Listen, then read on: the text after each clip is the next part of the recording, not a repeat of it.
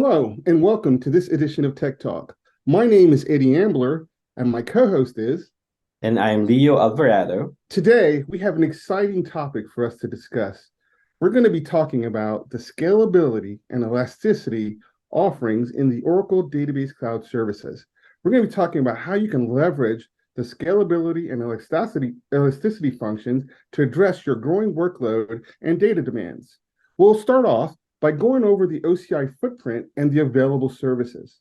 We'll also dig into the available Oracle Database Cloud Services, the HA configurations that you can choose from, and how you can scale the different offerings for the Oracle Database Cloud Services. We'll wrap up our discussions with a conversation around notifications and alerts, discussing how we can create automated notifications and scalability automation so that we are able to know when resource states are being changed or when we're approaching resource utilization limits so that we can scale ahead of time. And we'll wrap up the conversation talking about the automated resource scaling options that is also offered in our autonomous database. With that being said, let's get started. A common question is, where is Oracle Cloud available? You'll be surprised to know that the Oracle Cloud is expanding at a rapid rate and is available around the world. We have various types of cloud data centers available in the commercial space, government space, and even sovereign cloud. So no matter what your need is, Oracle's cloud is positioned to geographically be able to give you a high performance, high scale, low cost environment to deliver your applications from. As you can see on our output here, we also have 12 Microsoft Azure Interconnect data centers, which allows Oracle to really lead in the multi-cloud space, allowing you to not only connect your on-premise data centers to your cloud data centers, but also allowing cloud-to-cloud, multi-cloud connectivity as well. So what is Oracle Cloud? It's a common question that we often get. Well, as you would expect, Oracle Cloud contains the common IaaS infrastructure components that you would expect, such as compute, network, and storage. This allows you to build any kind of application at any scale that you need to deliver to your business. For our developers, we have a complete suite of developer tools, even applications that allow developers to develop low-code applications and integrated, simplified functions that will generate Terraform so that you can use it as part of your deployment package to be able to deliver infrastructure as code. And at the application layer, we have a complete suite of modern application tools that allow you to develop serverless applications, do application integration, all the way to a complete end-to-end SaaS set of services. And to wrap it up in that area, we have analytics. Our analytics uses AI and machine learning and is pre-integrated into many of our end-state SaaS services to give you a head start at data integration and visualization. You know, no cloud would be good without solid governance and security. The Oracle Cloud has governance and security principles built in from the end to end, allowing you to have a solid scaling, secure environment for you to deliver cloud services. And we give you observability and management tools that give you visibility into exactly what's going from the edge of your application all the way down to the infrastructure that it sits on. And as we talked about, you know, the principles of the Oracle Cloud are really set up to easily allow you to extend your data center to the cloud and also to multi-cloud.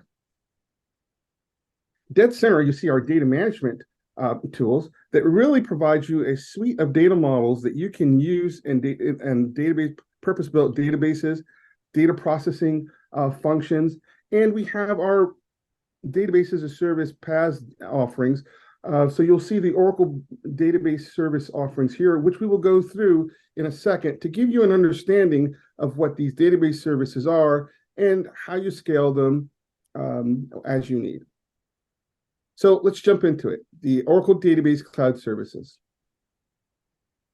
As you can see, we have a number of Oracle Database Cloud Services, and some of them can be run in the Oracle Public Cloud, while others of them are available for you to run in your data center. And this is a very unique and powerful thing because now you can run the very same Oracle database that you ran in your data center using the cloud model and cloud automation in the public cloud.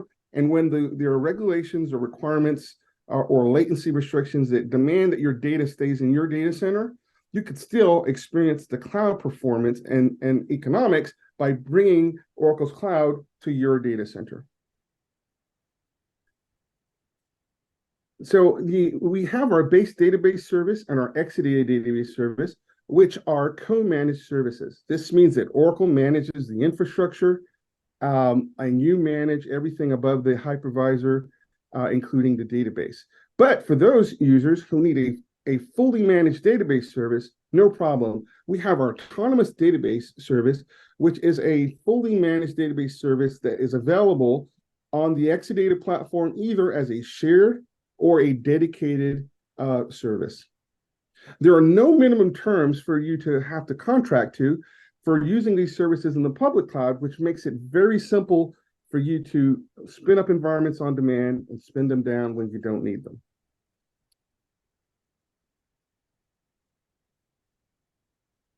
So as I was describing, the Oracle Cloud for base database and Exadata database service have a simple cloud management model. Oracle owns and manages the infrastructure, including the database servers, the storage servers, all the required networking and hypervisor, and performs the infrastructure patching, security scans, and security updates. Customers have the ability to schedule the maintenance windows for the infrastructure so that they reduce any chance of Oracle limiting their capacity during their high demand periods.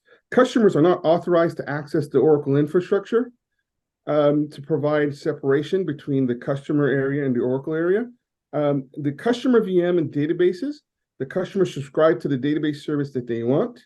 They manage everything above that hypervisor, right? The cloud automation tools that are provided help customers to easily just be able to schedule and go through the workflows to create, delete, patch, backup, scale up and down resources, and so on. So it makes it very easy to administer those user functions. So customers are also able to install and manage additional software in the VM.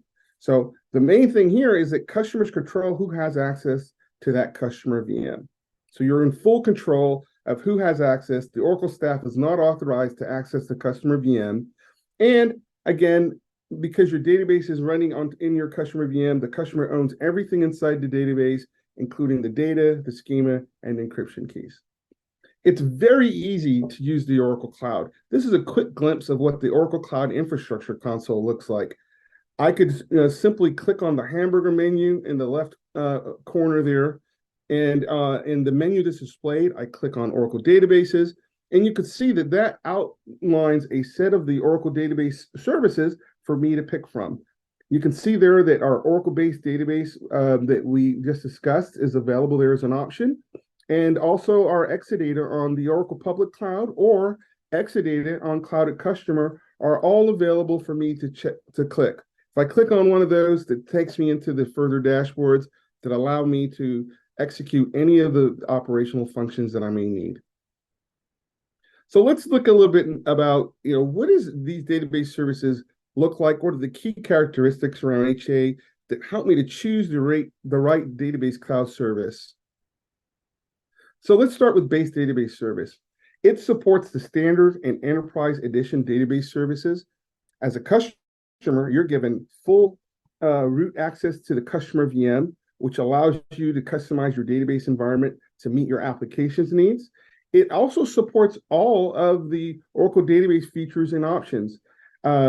It gives you access to user control cloud automation functions from the console and REST APIs. And we'll talk a little bit later about all the different ways that you're able to manage your cloud environments. So one really cool thing about the base database service is that it allows you to not only have single instance Oracle database like most of the other cloud providers do, but it also allows you to have HA by allowing you to have two-node rack, which gives you protection and keeps your service online in the event that there is infrastructure failure at one of the compute servers. So the base database service also delivers reduced costs by allowing users to initiate compute scaling to align costs with workload demands. And for those customers who've already made an investment with Oracle technology on premise, the Oracle Cloud allows the concept of bring your own license, which allows them to enjoy cloud economics and scale and availability by giving them a lower discounted price with the bring your own license model. It's an easy lift and shift because it's the same Oracle database that's on premise is in the Oracle Cloud. This allows you to do something as simple as establishing a data guard and doing a switchover or doing an export and import. The base database service offers an extreme amount of scale as well. It allows you to scale from as little as 1 OCPU to 128 OCPUs and has the storage capacity to be able to scale up to 80 terabytes. As you can see here, the base database has several available shapes for you to pick from. If I start on the right side of the screen, this is the Ampere shape, which is our latest and greatest shape. It represents the lowest cost shape that you can deploy an Oracle database in. It has the ability to support a single node and ability to support data guard. It increments in 1 OCPU at a time up to 57. And for every 8 gigabytes of OCPU, you're given 450 up to 456 gigabytes of memory. So this again, this is a great tool for image for the developers. It allows you to build a quick single instance database that has up to 40 terabytes in size, and again, still be able to deploy things like data guard. The Intel X9 in the middle shape is a flex shape. Again, you can it goes up to 32 OCPUs. You could start at 1 and increment your way up to that max. But I'm always asked, hey, if I'm going up in my OCPU usage, can I come down? In the Oracle Cloud databases, your OCPUs can be scaled up and scaled down. So it allows you to align the allocated resources to the workload demand. And our AMD standard flex gives us the most OCPUs in a single shape, where it has a max of 64 OCPUs. And again, this shape is good for single instance or rack. It allows you to use ASM and go up to 80 terabytes of storage. It supports rack and it supports data guard. So a very robust service that's available. So let's look at really quick at what it's like to scale, right? So I told you the ability to scale. So, on premise on the left side of the screen, we typically have to take an estimate of what our peak workload will be, and that's the infrastructure sizing and the licensing that we need to have in place so that we can manage the workloads. On the right side, you see that the cloud actually changes that and allows us to dynamically be able to adjust the CPUs that are enabled to the expected workloads. And this is an important fact because you only pay in the cloud for the OCPUs that you actually use. So this is a way that people are able to actually save cost and adjust the workloads and enable CPUs to align. So if I were going to show you the UI, it's very simple. I would come to the database system that I had deployed. As you can see on the left side of the screen here, and click on Change Shape. This brings up those three shape series that we discussed, AMD, Intel, and Ampere. And I would simply take my slider at the bottom if I were going to scale up the CPUs and tell it what my new allocation amount is going to be, hit select shape. It would go off in the background and actually change my CPUs to what I asked. And again, we can scale the CPUs up and we can scale the CPUs down. The other thing that we can do, right, is not only can we scale the CPUs, but we can scale the storage. So you can see here that the data and Rico disk groups are shown on the screen on the right as to what is currently allocated. you're able to type in the value that you need using 1 GB increments and hit update, and there you go. It's as simple as that. You have increased your storage. A question I'll get is, hey, can I just increase data and not Rico? The answer to that is yes. So we make it, the UI makes it very easy. And again, whether you're using the API or not, it's just as simple to make these changes. So no need to have to engage many high-level resources such as storage engineers and systems engineers. You're able to quickly do this right from the cloud automation dashboards and functions. So the other thing is, people will ask the questions is, if I have a workload shape that I need to service, how do I know that the configuration that I'm allocating is sufficient to meet my I/O and throughput demands? Well, we've taken that guesswork off the table by actually telling you right in the UI dashboard the capabilities of the configuration that you're asking to deploy.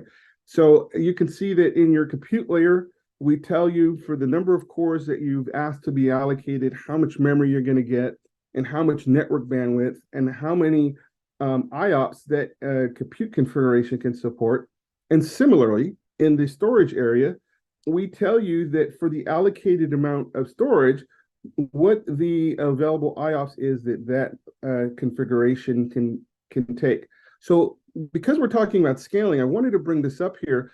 As you scale your environment up or down, you are having an impact on your shape's performance.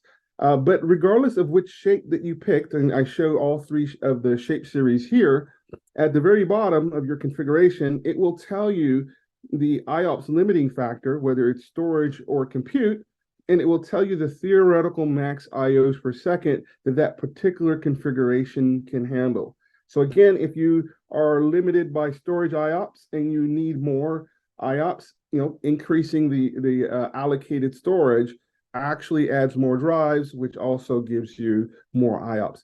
So just be aware that this is a great way to know what your capacity is, and that when you scale these things, you are going to be adding more capacity as you grow.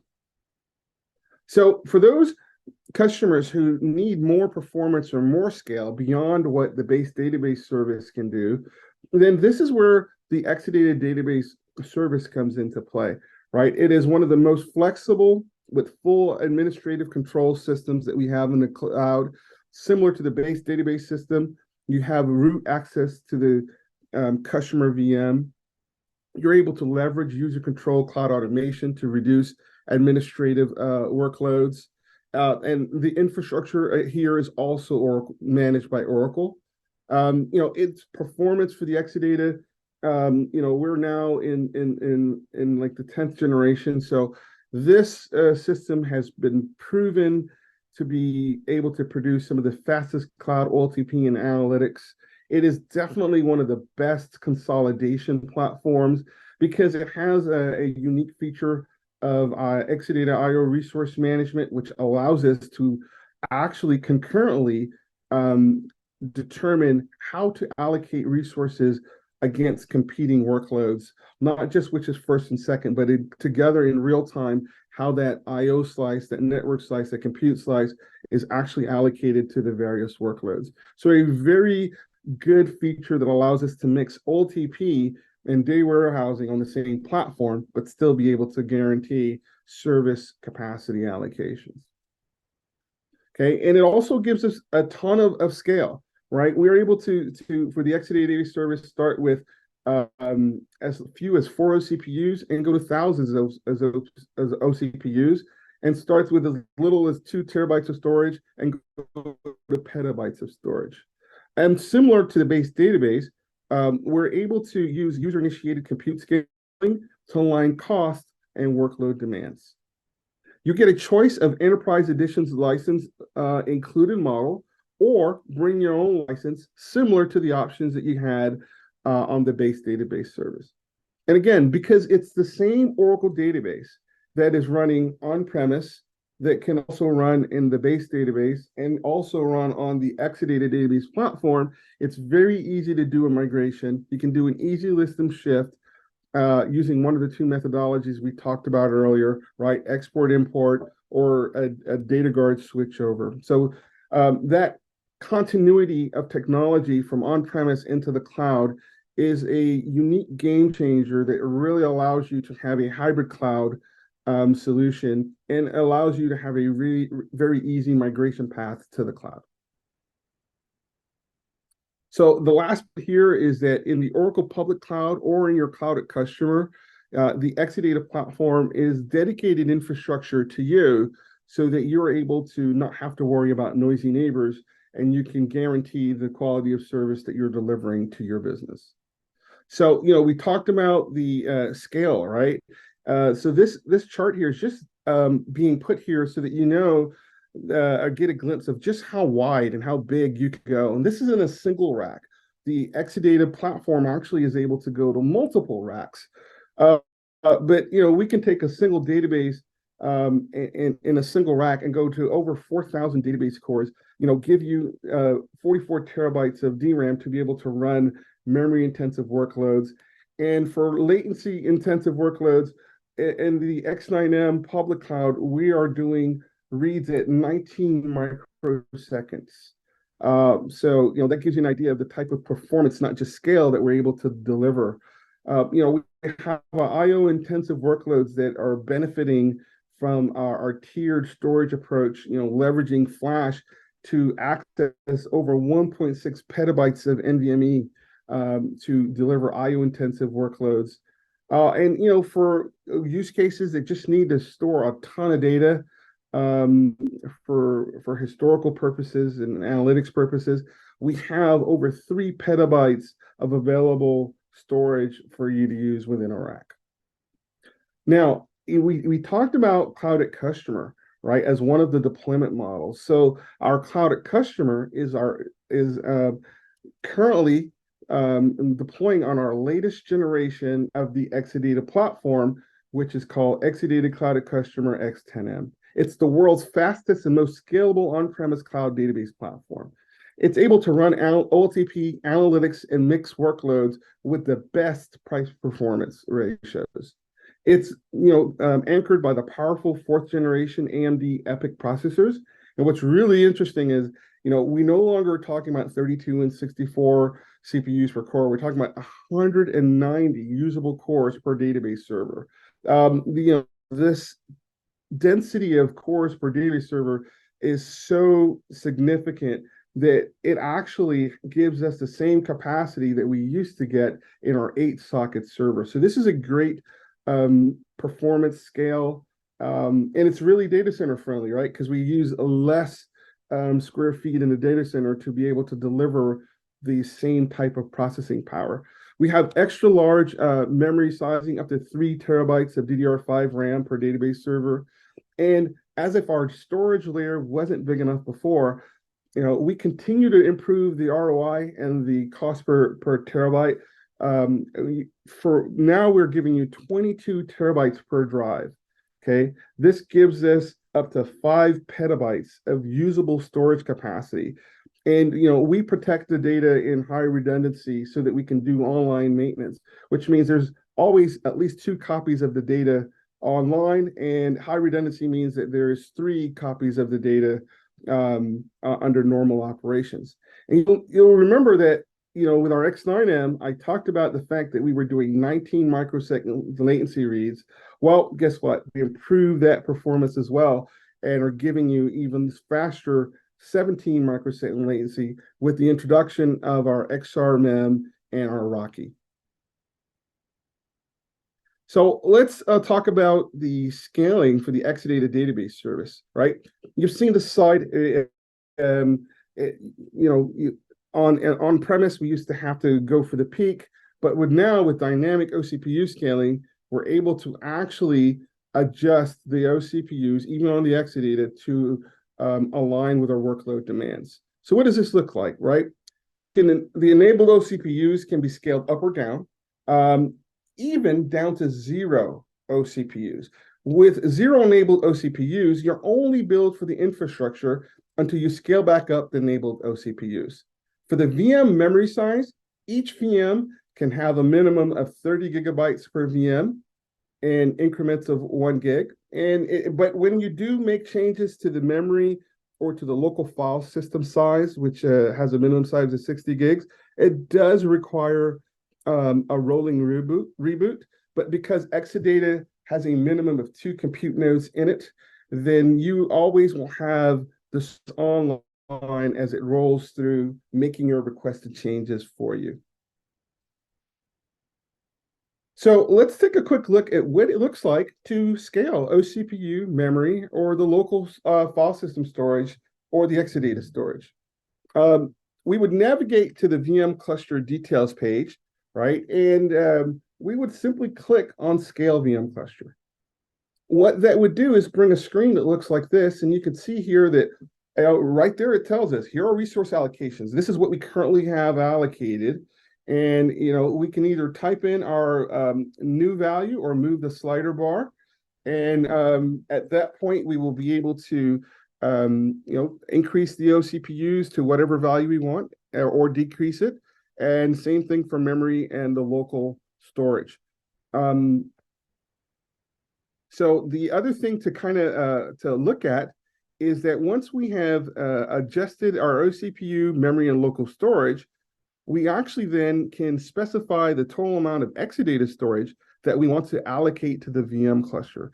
It starts at 2 terabytes, but you're able to increment in increments of 1 terabyte up to the total available. So if you were to run out of capacity, right, since we're still talking about scaling, our minimum infrastructure for the Exadata platform is 2 compute servers and 3 storage servers, but we're able to scale out the database servers all the way to 32 database servers and the storage servers all the way out to 64 storage servers. Okay, so once you've added in your new compute or your new storage servers to meet your exact capacity, then you must add the capacity to your VM. So your infrastructure has the ability to support multiple VMs. So what you're able to do is go to your VM, right? Hit Scale VM cluster, and then it will actually show you a banner that says, hey, we have got additional storage, additional compute that you can add to your cluster. You would check the checkbox to add the capacity, and just like before, you would use your slider bar to adjust the number of OCPUs you want enabled for each VM, the amount of memory you want available for each VM, and local storage. So nothing different. So you're able to scale online your VM cluster infrastructure, and you're also able to scale the any one of your VM clusters that reside on that infrastructure. All right, when you're done, hit save changes. Now, I've spent some time talking to you about our database services and gone over the fact that they can service small workloads, mid-sized workloads, and very, very large enterprise workloads. And you have the ability to deliver, single instance, rack, 2 nodes, or many, many, many more nodes with the Exadata database service. But now it's time for us to talk about how can I monitor my resource utilization? How can I be notified about when my maintenance is happening on my infrastructure or when I am reaching my resource utilization? And what can I do to automate the notification scalability function? So to host this part of the conversation, I've asked my friend Leo here, who's my co-host, to walk us through what some of those functions could look like. Thanks, Eddie. So that's a very cool demo that you did.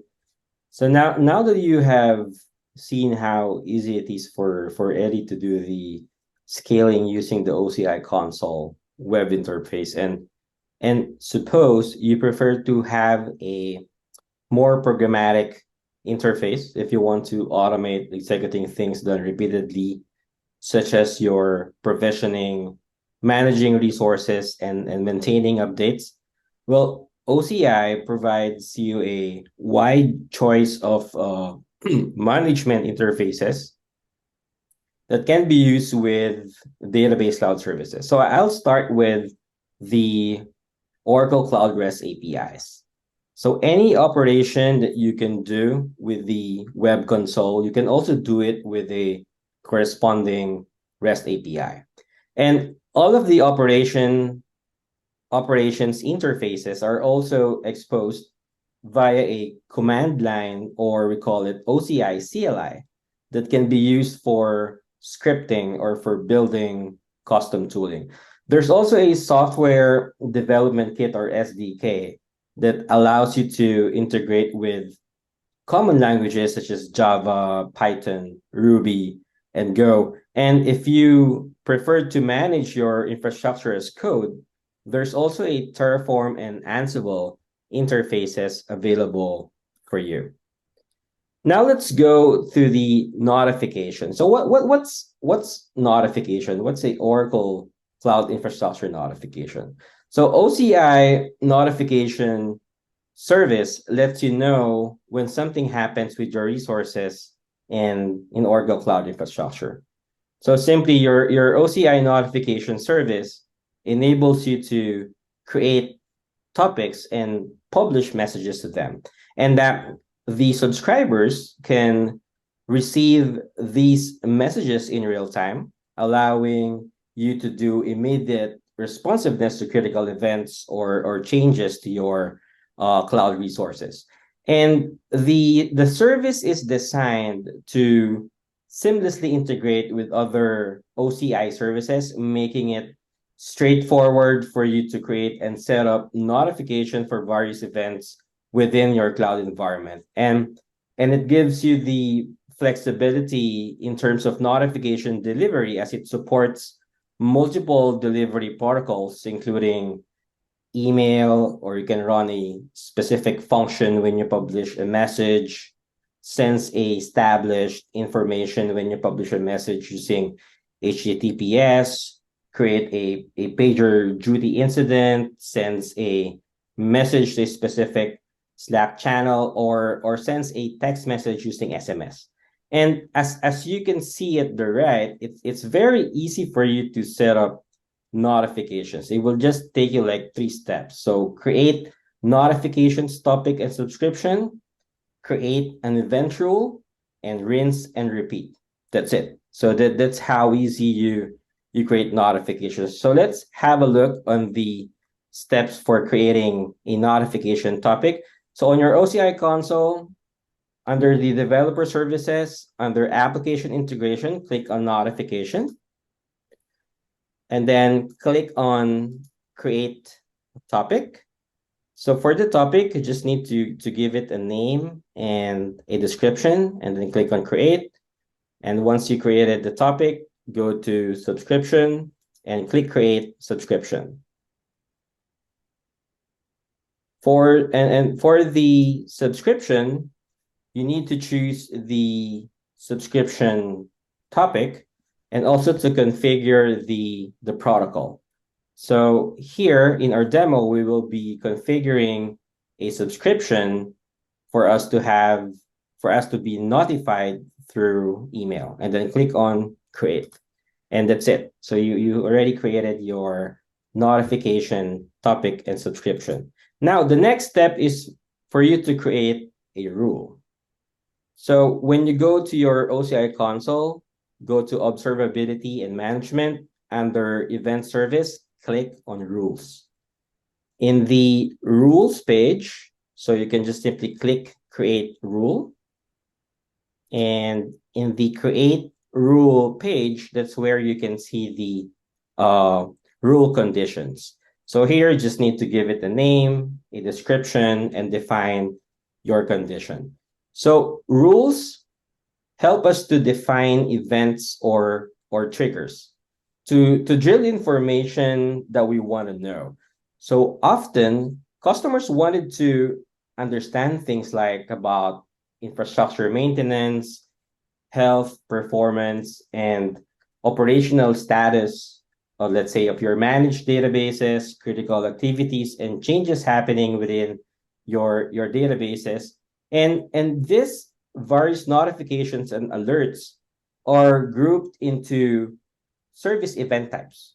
Or specific to this example, it's grouped into database service events, which can help you stay informed. So in this demo, since we're trying to create an automated notification for us to get alerted whenever we do scaling or whenever we do changes on our OCPU, memory, and storage. So we can simply select the event type that we wanted to subscribe to. So here we are choosing the update begin and end for our cloud VM cluster in our Exadata database service, and also the update begin and end for our DB system for our base database service. So after we have chosen the event type, so the next thing you need to do is to select the action type. So what's the action type? So the action type, it's me telling the event rule what action does it want to do after the event has been triggered. So we can choose from sending notification, running a stream, or running a function. So for this demo, what I want to do is whenever something is triggered from the event type that I have subscribed to, it will send me a email notification. Okay. So once you selected the action, click on create rule, and that's it. So you have already created an automated notification that will send us notification email whenever we do scaling or any changes and update to OCPU, memory, storage for your Exadata database service and base database service. So now let's test the OCPU scale event rule. So here we're using the OCI CLI through the Cloud Shell tool. So again, the OCI CLI, it's a small footprint tool that you can use on its own, meaning it's standalone. You can install it locally as a client, or you can just download the Oracle Linux Cloud Developer image from Oracle Marketplace, which the OCI CLI is pre-installed, or you can simply launch it from the console. So if you can see that red box there, the CLI icon, so you can just click on that and you can launch the OCI CLI. So what I've shown you is a OCI CLI command to scale up the OCPU. So once you've entered it, you'd see the lifecycle state change to updating. And as a result, so once you run the scaling, so you'll get the notification email. So as you can see, you'll be getting notifications for both. So so you'll see the notification for both the update cloud VM cluster begin and update VM cluster end. And you'll see lots of very useful information here. Like I don't really need to go through the console, as the notification details tells me like what's the current lifecycle state. So after I fire up the scale up, it's now updating. I can see my current OCPU core count. I can see the Exadata infrastructure from which that VM cluster belong. I can see the GI version. I can see the compartment ID, and same with the update cloud VM cluster end. So I can now see once my scaling completed, I'll be notified that hey, the VM cluster lifecycle status is available, and there you'll see the new allocated OCPU, which is 6 OCPU. And Leo, I have a question that came across. So you actually set up the notification for these events, and you got these emails. But what happens if someone else makes the change? Will you be notified? Absolutely. Yes, without a doubt. You will receive notifications for the specific event type you have subscribed to, irrespective of who made the change or triggered the event. And then Okay. all the changes happens like in your VM cluster databases. You can simply select what database service event type is that, and then you can get notified. Okay, well, that's pretty awesome to know that regardless of who creates or takes the action, you will be notified because you subscribe to that event. Awesome, thank Yes. you. All right. And aside from that, so regardless from who triggered the action, it's also regardless where you run the operation. So this time I'll be showing like what if I do the scaling using or making a REST API call from an API client like Postman. So here I have an XCC or I have an Exadata Cloud customer which is running on a 24 CPU. So this time I'll be making an API, a REST API to scale it down to 16. So if you clicked on it, so once you fire the request, so you'll see the HTTP response that the lifecycle state is updating, and the result is you'll also get notified with the same uh, update VM cluster begin and end for your Exadata Cloud customer.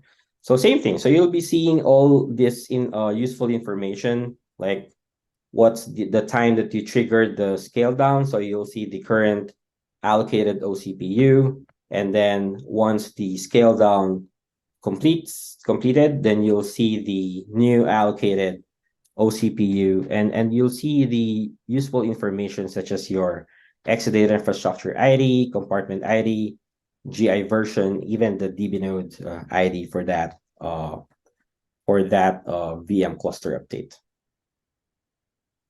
Awesome. Okay, so now there's another component. So it's also important for you to see and check your resource utilization views, as these are very crucial for monitoring and optimizing the performance and efficiency of your cloud resources. So when you sign up for the Oracle Cloud Infrastructure, a set of service limits is configured for your tenancy. So the service limit tells you the quota or the allowance set on a resource for your tenancy. And you can easily find your entitled OCI service limits by just going to the governance and administration and then click on limits, quotas, and usage.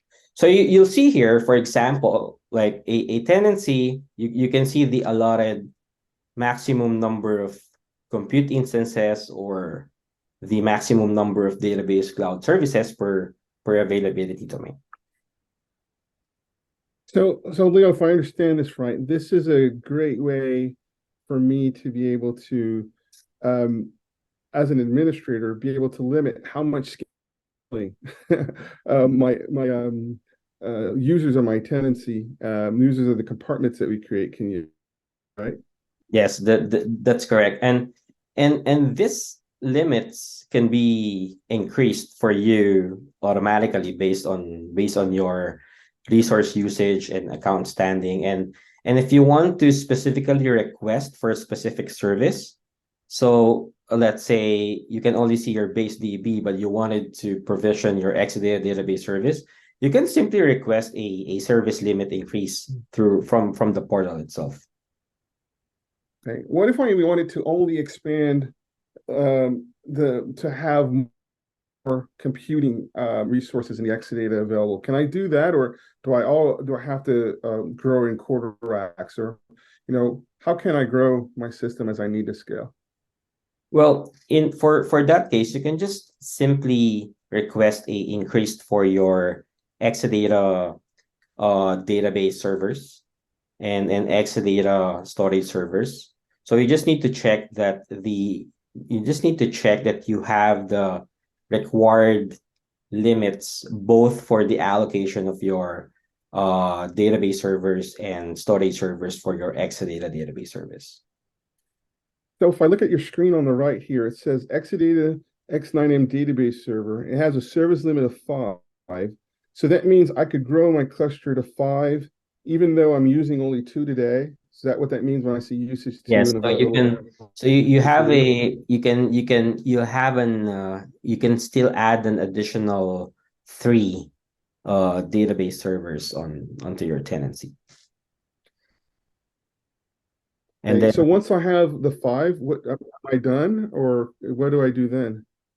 no, well, once you reach the 5, you can still request for limits to your tenancy. So Awesome, that it is can be cool. increased anytime based on your target usage and account standing. And you can also Awesome. create quotas.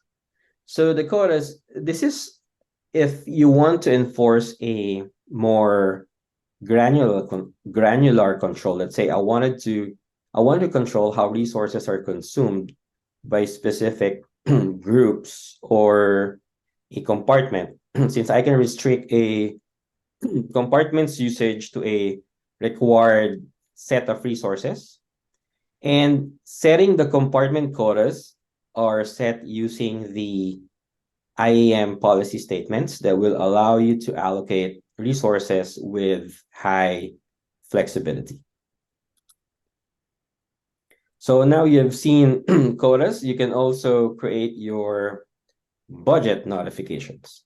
So the budget notification, this allows you to define email alerts for which you can create a budget alert rule for your monthly threshold. So you can have a rule that tells you what's your actual spend and your forecast spend. So let's say, hey, Mr. Leo keeps on scaling up the resources. So I wanted to set a budget for this guy. So I can simply create a budget, and the result is, so here's a sample customized email alert. So you'll get an email in which you're ready. It will tell you your monthly budget. So for this case, Mr. Eddie just created me like 10,000 per month. So hey, Mr. Eddie, seriously, it's just 10,000. So I mean, but here you can see that that's how easy you can manage the budget per group or customers. Like here you see that I was only given like a 10,000 monthly budget. I can see here the actual spend and the forecast forecast spend. And it's I an like the fact that you're below budget. This is good. yeah. Then you also have your cost analysis report. So you can easily view your resource utilization. There's an option also for you to run a schedule report. So if you click, there's an highlighted uh scheduled reports there. And these views provide valuable insights into how your resources are being utilized. And you can enable informed and you can make your informed decisions to enhance performance, control costs, and ensure the overall health of your cloud infrastructure. So here in the report, so you can easily see the pattern. Like here you can see that your resource utilization based on your workload demand. So during you can see the utilization during peak periods, like you're utilizing more resources to handle increased traffic and processing needs. And conversely, you can see here that during your low demand periods, you are scaling it down to save resources and cost. Now, if you want flexibility for bursty workloads, so like for this case, many application experience bursty workloads where traffic fluctuates dramatically at different times. We also have a solution for that. So we have auto scaling with autonomous database, which helps the database to handle this burst without interruptions or degradation in performance. So auto scaling, it continuously monitors the database workload and automatically adjusts resources in real time. And it does dynamic resource allocation, ensuring that the database is never under provision or over provision, maintaining the optimal performance. And it's available with our autonomous database, which is our fully managed database service, meaning it's automatically configure, secure, update, tune, and scale the databases. So when auto scaling is enabled, if your workload requires additional CPU and IO resources, the database automatically uses the resources without any manual intervention required. And did you know that the autonomous database is a cost-effective solution for developers? It's because for the autonomous database, you can start small. Like you can scale from fractional database scores and scale it up to thousands of database scores with petabytes of storage. So I got a question here. This is pretty awesome being able to have a fully managed database that can tune itself and adjust resources. So when we talk about auto scaling, though, are there any kind of limits? Do I just set the OCPU to 1 and it'll go to 1,000, or what are the parameters of auto scaling that I should be aware of? Okay, so with auto scaling, with specifically with compute auto scaling enabled for database, it can use up to 3 times more CPU and IO resources, based on your initial specified number of eCPUs or CPUs. Then with storage auto scaling, it can expand to use of up to 3 times the reserved base storage that you specified in the storage field in the OCI console when you provision the autonomous database. Okay, that's good to know. So I need to plan, the lower end of my 3x Yes. bandwidth, and then the system itself will grow up to 3 times, whether it's compute or storage, to adjust as the workloads move in real time. That's awesome. That is correct. Now, one other question. Now, this autonomous database, does it actually run on the Exadata platform, or is it running on something else? Yes. So your autonomous database, it runs on the Exadata platform and in the cloud. So it's also available to run it on your Exadata database service on Cloud Customer, and in the public cloud you can also run it on a dedicated Exadata infrastructure and also on a shared Exadata infrastructure. Okay. One last question. If I've got an Exadata cloud infrastructure, can I run both the Exadata database service or the autonomous database service, or do I have to choose? Yes, certainly. You have the option to run both autonomous database VMs and Exadata database VMs as co-resident VMs on the same Exadata cloud infrastructure, regardless of the deployment, whether it's in the public cloud or on Cloud at Customer. Oh, awesome. So that's great to know that I can take one infrastructure, regardless of the deployment model, and run both services. I appreciate that. This is really good, and I hope our users get a lot of value out of using both the Exadata database service and the autonomous database service where they need that fully managed service, and are rest assured that they're getting the best price performance. Leo, let me take a quick look once more in the Q&A just to Yeah, see so there's other.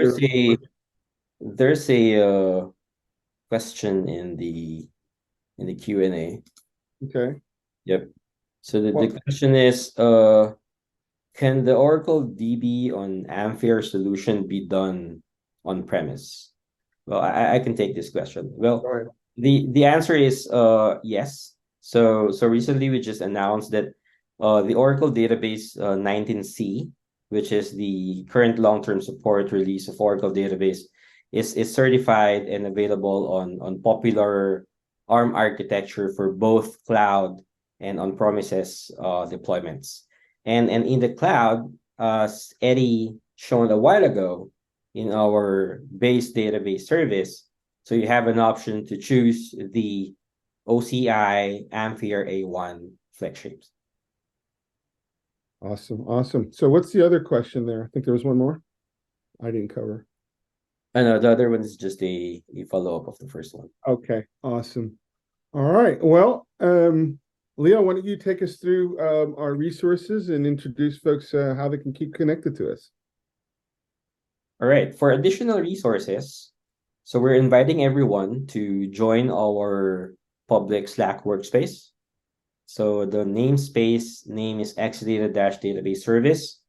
This is where we publish our get started guides, our how-to demos for our database cloud services.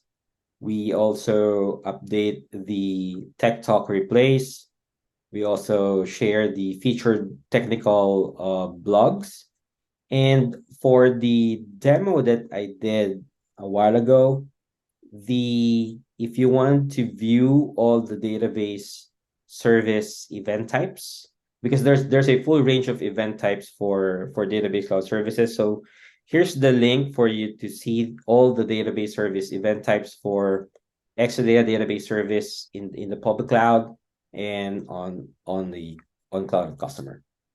And again, we're inviting everyone. So join us, join the discussion, anything about database cloud services on Slack. So here's the join link. Here's what you need to do. So click on the join link, set up your email account for Slack, configure your 2FA, and that's it. So welcome to our workspace. And in the workspace, you will be meeting two of our intelligent chatbots, Ask Debbie and Ask Ed, for you to help on your inquiries about the OCI and OCI CLI and DBAS CLI. All right. Well, Leo, I thank you for that. This brings us to the end of this exciting edition of Tech Talk. My name is Eddie Ambler, and again, my co-host is... And I'm Leo Alvarado. Until we see you next time, thanks again for joining.